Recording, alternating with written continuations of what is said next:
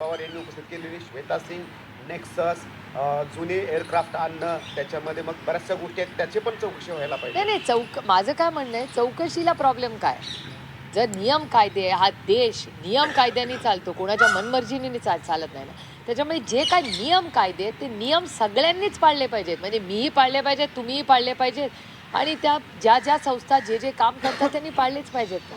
नियम तर पाळलेच पाहिजेत सगळ्यांनी. ताई, रोहित पवारांचा आरोप आहे किंवा रोहित पवारांचा हाच मुद्दा वारंवार ते उपस्थित करतायत की रेकॉर्डरची मिसिंग जो रेकॉर्डर आहे त्याची हेराफेरी करण्यासाठी जाणीवपूर्वक ही चौकशी जी आहे किंवा जो तपास आहे तो लांबवला जातो असं रोहित पवारांनी आरोप केलेला आहे. आता हा पहिल्याच कालची नोट आली आहे आणि मंत्रालयाकडून आम्हाला सांगण्यात आलं आहे की ह्याच्यावर आपण आणखीन चर्चा आणि माहिती येत राहील. ह्या सेशनमध्ये आता जेव्हा हे सेशन येईल तेव्हा काँग्रेस पक्षाचे मी जाहीर आभार मानते आणि शिवसेनेही जाहीर आभार मानते की त्यांनी मागच्याही सेशनमध्ये याची एक इन्क्वायरी मागितली होती. मला असं वाटतं ह्या बजेटच्या सेशनमध्ये सिव्हिल एव्हिएशन आणि हे दादाचा झालेला ॲक्सिडेंट आणि झारखंडचाही, मला असं वाटतं की दादा आमच्या घरातला होता तसं जे झारखंडमध्ये जे गेले त्यांचंही दुःख आमच्याच इतकं मोठं आहे ना.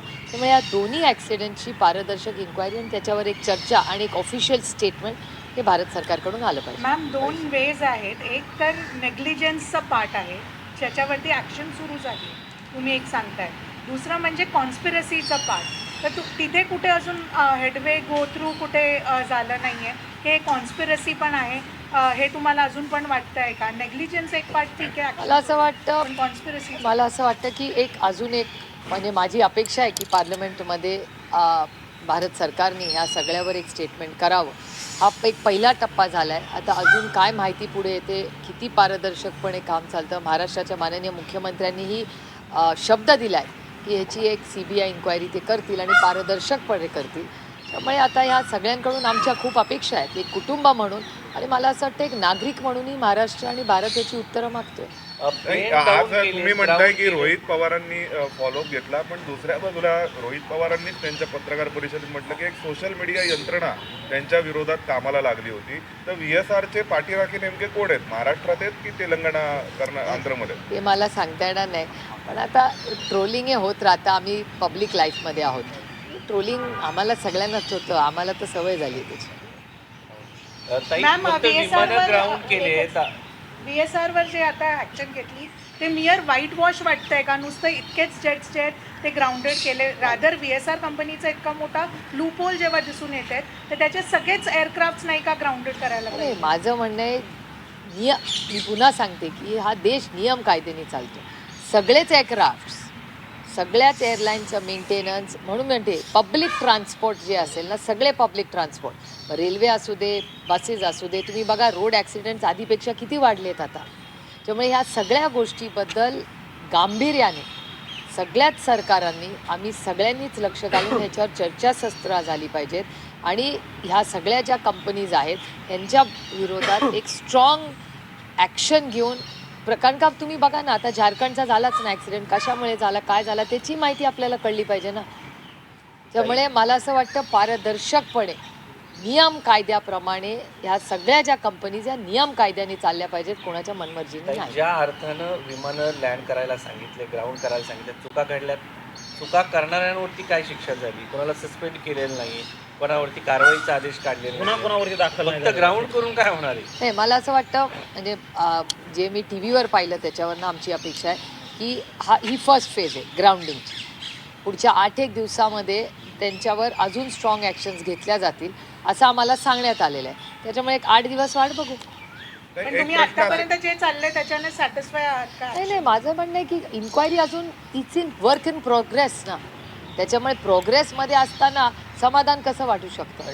तुम्ही बघा, एक दादाचं विमान, त्याच्यातले बाकीचे लोक जाणं, त्याच्यानंतर झारखंडची घटना ही म्हणजे आम्हाला पुन्हा एकदा तो शॉकच होता. म्हणजे आम्हाला बघणंही अशक्य झालं होतं काल आमच्या कुटुंबाला, कारण का आत्ताच त्या क्रॅशमधून आम्ही निघालो. आता परत एक दुसरं कुटुंब त्याच्यातून जात आहे. भीती वाटते हो, अस्वस्थ वाटतं. आणि का कुणाच्या घरात हा दिवस लावला? दुसरा मुद्दा म्हणजे की शरद पवार साहेबांची तब्येत कशी आहे आणि राज्यसभेच्या संदर्भामध्ये सहमती आहे का काँग्रेसची आणि शिवसेनेची? नाही, एक तर तुमच्या सगळ्यांचे मी मनपूर्वक आभार मानते की आदरणीय पवार साहेबांना आज पुण्याच्या रुबी हॉल हॉस्पिटलमधून डिस्चार्ज झालेला आहे. ते आज मुंबईला जाणार आहेत आणि मुंबईला घेऊन त्यांचे जे रेग्युलर मुंबईचे बाकीचे डॉक्टर्स आहेत त्याच्यासाठी 2 दिवस कारण का जवळपास 1 महिन्यांनी साहेब मुंबईला येत आहेत.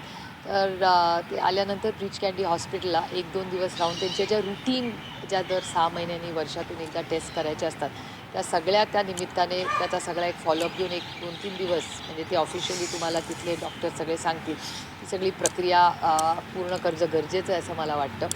आणि दुसरी गोष्ट की सगळ्यांचाच आग्रह आहे आणि हे खरंच म्हणजे भाग्य आमचं की महाराष्ट्राच्या मायबाप जनतेचं प्रेम आहे आणि आमचे सगळे सहकारी पदाधिकारी सगळ्यांची इच्छा आहे की आदरणीय पवारसाहेबांनी राज्यसभेवर जावं. आणि अर्थातच कालच माननीय जयंत पाटील आणि माननीय शशिकांत शिंदेजी यांनी उद्धवजींचीही वेळ मागितलेली आहे.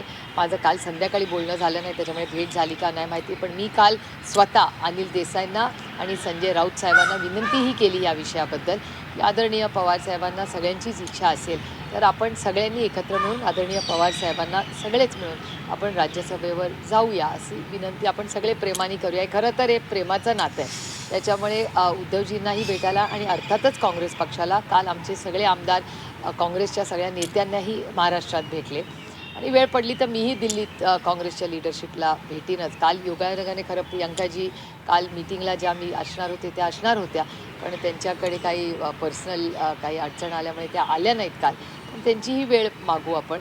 पण सगळ्यांचीच इच्छा आणि भावना ही आदरणीय पवारसाहेबांचं त्यांच्यावरचं प्रेम आहे की आदरणीय पवारसाहेबांनी राज्यसभेवर जावं. आणि अर्थातच काँग्रेस पक्षाला आणि शिवसेनेला मी स्वतः आणि आमच्या पक्षातले सगळे वरिष्ठ नेते अर्थातच महाविकास आघाडीच्या वतीने आदरणीय पवारसाहेबांना राज्यसभेवर जावं त्याच्यासाठी आपण एकत्र एका मताने आपण सगळे एकत्र जाऊया पुढे अशी विनंती अर्थातच आम्ही त्याबाबत पवारसाहेबांशी काही मी तुम्हाला सांगू गेल्या 15 दिवसामध्ये की हॉस्पिटलमध्ये हा विषय मी त्यांच्याकडे बोललेले नाही. आज उद्यामध्ये जेव्हा आज ते मुंबईला येतील मीही आज मुंबईला जाणार आहे किंवा उद्या परवामध्ये जयंत पाटील साहेब आणि शशिकांत शिंदेजी जितेंद्र आव्हाड वगैरे हे सगळे साहेबांची 1-2 दिवसात बोलतील. पण आमच्या सगळ्यांचीच भावना ती आहे त्यामुळे आता बघूया 1-2-4 दिवसात काँग्रेसच्या नेत्यांचा ग्रीन सिग्नल आहे का काल जी चर्चा झाली जयंत पाटील किंवा शशिकांत शिंदे? आम्ही जयंतराव काल सगळ्यांशी बोलणार होते, माझं त्यांच्याशी बोलणं नाही झालेलं, पण शिवसेने आणि काँग्रेस आणि या सगळ्यांचीच आम्ही एकत्रच बोललेलो आहोत.